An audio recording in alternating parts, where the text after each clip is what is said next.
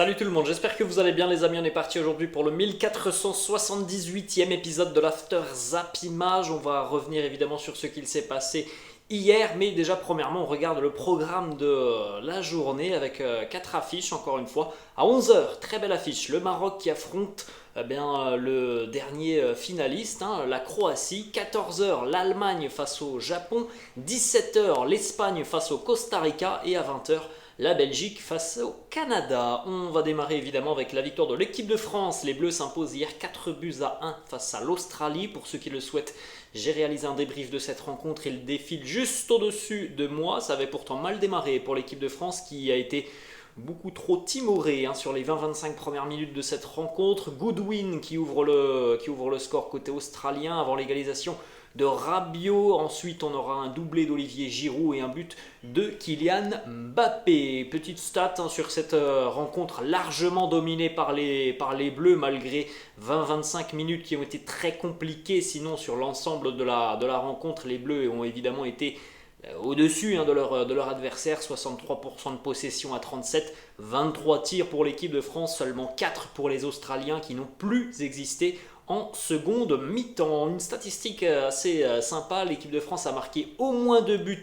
de la tête dans un match de la Coupe du Monde pour la première fois depuis la finale de l'édition 98 face au Brésil, et les coups de tête de Zinedine Zidane. Alors en l'occurrence hier les Bleus ont marqué 3 fois de la tête. Autre statistique sur l'un des hommes très importants du côté de l'équipe de France sur la première mi-temps qui était pourtant très compliquée, c'est lui qui a changé la trajectoire de cette rencontre. Adrien Rabiot, buteur avec les Bleus. Il est d'ailleurs le premier joueur de l'équipe de France à marquer et délivrer une passe décisive pour son premier match en Coupe du Monde depuis Christophe Dugarry. Là aussi, c'était en 98 face à l'Afrique du Sud. Espérons que les Bleus puissent avoir la même trajectoire qu'en 98, c'est-à-dire pourquoi pas une troisième étoile. Une petite information, Kylian Mbappé a été désigné hier homme du match de cette rencontre. Un but, une passe D pour Mbappé. De grosses différences réalisées hier par Kylian, avec notamment, regardez cette statistique impressionnante puisque c'est l'un des records historique de la Coupe du Monde. Kylian Mbappé a touché 19 ballons hier dans la surface de réparation australienne. Un record pour un joueur dans une rencontre de Coupe du Monde depuis 1970. Riva, Siller et Müller qui étaient tous à 19 ballons ou plus. Ça faisait 50 ans tout simplement qu'un joueur n'avait pas touché autant de ballons dans une surface de réparation. L'autre homme de la soirée, c'est certainement aussi la prestation d'Olivier Giroud, auteur d'un doublé. Olivier Giroud, hier, il égale le record du nombre de buts inscrits par Thierry Henry sous le maillot de l'équipe de France. Ça y est, Olivier Giroud est ex-aequo avec Thierry Henry. 51 buts pour Olivier Giroud qui va donc vraisemblablement devenir très rapidement, très prochainement le meilleur buteur de l'équipe de France. On lui souhaite en tout cas quelques déclats d'Olivier qui nous disent qu'une immense fierté, pouvoir égaler Titi qui est une légende du football français. C'est un honneur, j'espère ne pas m'arrêter là et aider les partenaires pendant cette compétition. La déclat de Olivier sur cette rencontre, il nous dit ce qu'il faut améliorer, l'entame entière du match si on veut être perfectible. Il faut mieux rentrer dans le match, on s'est fait un peu peur mais on a vite réagi après, on a su revenir au score et enchaîner, même si on aurait pu mettre plus de buts. On s'est bien trouvé, on a été efficace, tout n'est pas parfait, c'est très bien tout de même pour la dynamique et la confiance d'avoir renversé la vapeur. Il faudra apprendre de nos petites erreurs. Grosse satisfaction aussi hier, la charnière Upamecano, Ibrahima Konaté, 2 anciens joueurs du RB Leipzig en Allemagne. Upamecano qui nous dit: avec Ibou, on se connaît parfaitement, on a joué presque 4 ans ensemble, on va essayer de corriger nos erreurs et faire mieux au prochain match.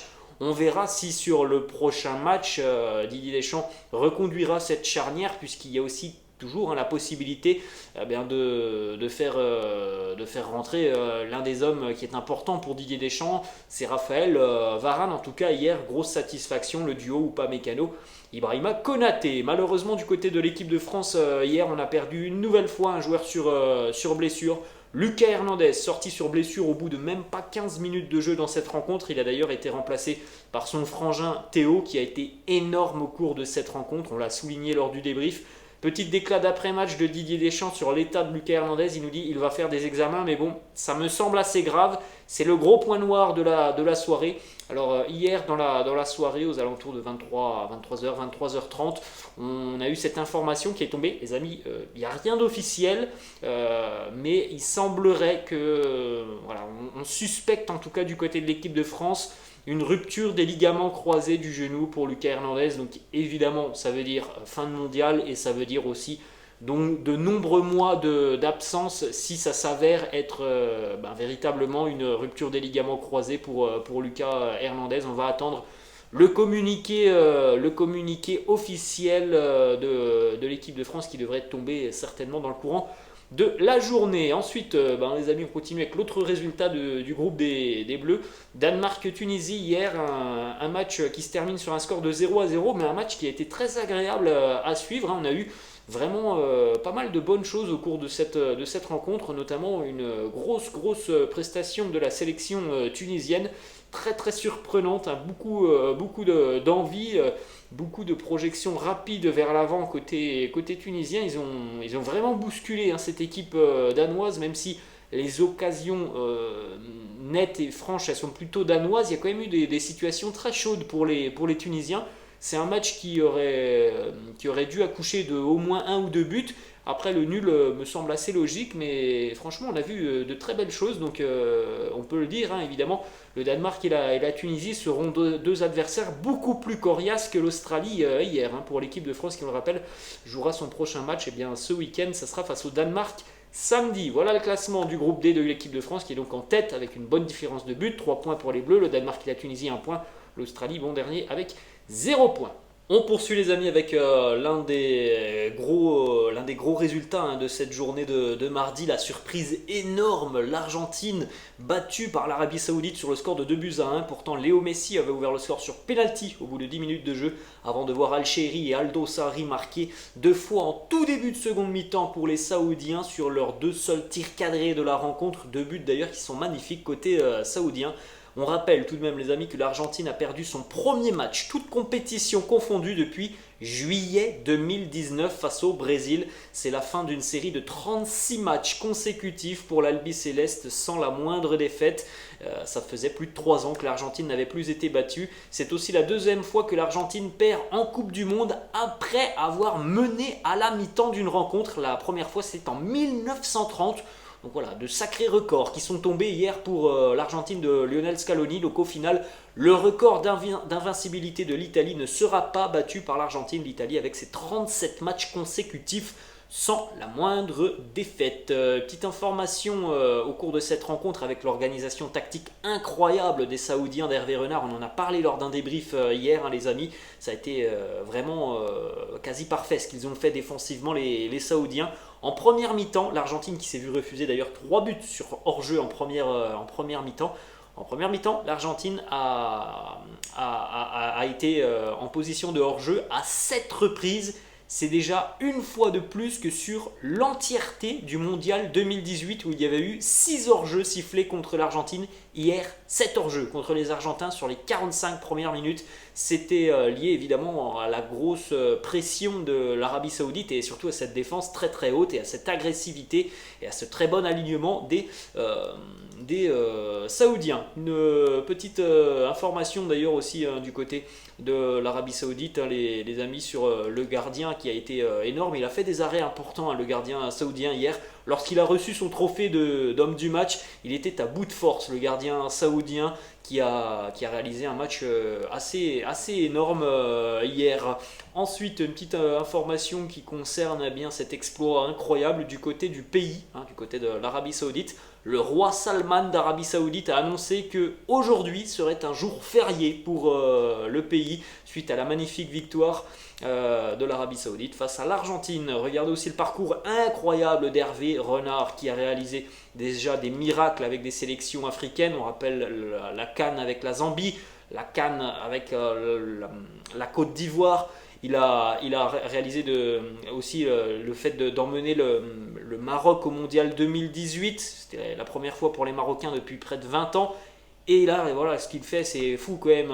L'organisation tactique hier, il a gagné son duel avec Lionel Scaloni l'Argentine battue par l'Arabie Saoudite. La déclat de Hervé Renard qui nous dit on a une tactique pour ne pas aller trop haut, mais pas trop bas non plus. Ça se joue sur une ou deux positions de hors-jeu en première période. Jouer devant notre défense et attendre, on n'aurait pas pu le faire tout le match. Malheureusement, en première période, nos deux attaquants n'ont pas assez pressé leurs défenseurs centraux. En deuxième période, eh bien, je les ai un peu taquinés à la mi-temps. Je leur ai dit c'est bien, vous avez trottiné en première période. Ils sont allés chercher quelque chose qui fait la différence parfois. Gros match des Saoudiens, très impressionnant sur cette rencontre. Surtout physiquement, il faut le souligner aussi, hein, il y avait 9 joueurs sur le 11 saoudien qui évoluent dans le championnat avec la meilleure équipe du championnat, Al Hilal, donc des joueurs qui se connaissent très bien. Des déclarations côté argentin, Lionel Messi qui nous dit maintenant nous devons montrer que nous sommes un vrai groupe, il n'y a pas d'excuse, nous devons être unis et nous élever, nous devons revenir à la base de qui nous sommes. Nous savions que l'Arabie Saoudite est une équipe avec de bons joueurs, qui manient bien la balle, qui joue très haut. Il n'y a pas d'excuse, nous allons être plus unis que jamais, ce groupe est fort, il l'a déjà démontré. C'est une situation que nous n'avons pas eu à traverser depuis longtemps. Il faut maintenant montrer qu'il s'agit d'un vrai groupe. C'est un coup très dur pour tout le monde, on ne s'attendait pas à commencer comme ça. Les choses arrivent pour une raison, il faut se préparer à ce qui arrive pour nous, il faut gagner et ça dépend de nous. Alors c'est vrai que pour l'Argentine c'est une situation particulière parce que depuis 3 ans, et la dernière défaite, les Argentins n'ont été que très rarement menés au cours d'une rencontre. Donc c'était quand même quelque chose une inconnue de savoir comment allait réagir l'Argentine après avoir été menée très rapidement en seconde mi-temps. Eh bien la seconde mi-temps a été très moyenne et très brouillonne de la part de l'Albi Céleste. Déclat de Lionel Scaloni qui nous dit cette fois-ci aujourd'hui c'est un jour très triste. Mais comme on dit toujours, on lève la tête et on continue. En première période, on a dominé. À la pause, on se disait que le match était bizarre, qu'un but pouvait tout changer. C'est ce qui s'est passé. On analysera tout ça dans le calme. Je n'ai pas encore parlé aux joueurs. Ils sont très touchés, mais ne pensent déjà qu'à inverser la situation. Tout le monde nous donnait favori avant le match, mais on sait que ce genre de choses peuvent arriver dans un mondial. Ce qui est fou, c'est que le match nous échappe en un rien de temps, sans que l'on s'en rende compte. Parfois, tu peux être infiniment supérieur, mais en un but, ta dynamique change complètement. Le match nous échappe en un rien de temps, sans que l'on s'en rende compte. On est à 2-1 pour l'Arabie Saoudite.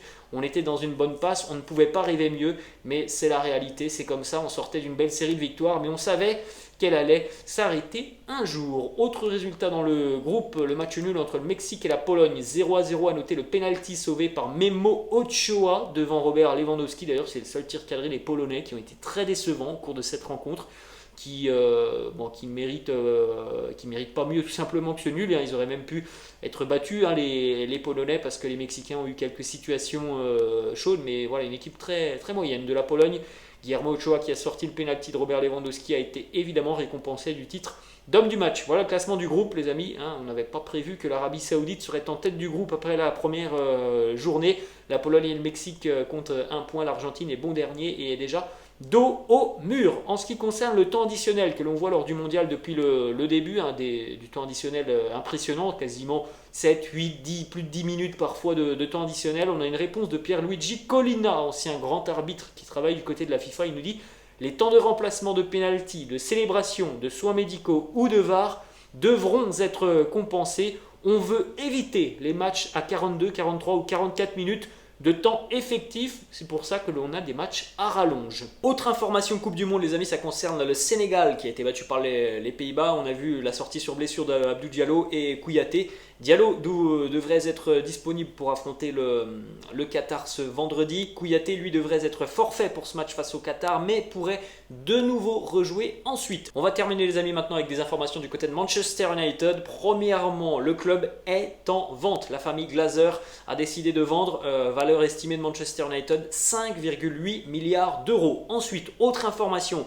Cristiano Ronaldo n'est plus un joueur de Manchester United. Hier, dans un communiqué, Manchester a annoncé un accord avec Cristiano pour rompre son contrat. Déclat de CR7 qui nous dit: j'aime Manchester, j'aime les fans, cela ne changera jamais. Cependant, je sens que c'est le bon moment pour moi de chercher un nouveau défi. Je souhaite à l'équipe beaucoup de succès pour le reste de la saison et pour l'avenir. Petite information d'ailleurs qui concerne Cristiano qui a posté hier sur son compte Instagram une nouvelle photo, d'une de ses nouvelles montres. Sur cette montre, on a l'un de ses buts marqués avec le Real face à Manchester United de la tête, d'un coup de tête. Il a posté cette photo juste après que Manchester United ait annoncé avoir tout simplement rompu son contrat. Et bien quelques minutes plus tard, il postait cette photo d'une montre avec un but qu'il marque avec le Real face à Manchester United. C'est assez fou. On termine d'ailleurs les amis avec une information qui concerne l'avenir de Cristiano. Selon José Félix Diaz, journaliste espagnol, il y a deux options à l'heure actuelle pour la suite de carrière de Cristiano. Newcastle qui est très intéressé et Al Nassr aussi, club d'Arabie Saoudite, Al Nassr qui est très intéressé par CR7. On en saura certainement plus les amis après le mondial. Voilà les amis, la fin de cette vidéo, j'espère que ça vous a plu. N'hésitez pas comme d'habitude à lâcher un petit pouce bleu. N'hésitez pas non plus à vous abonner à la chaîne, je vous laisse, je vous dis à la prochaine, ciao.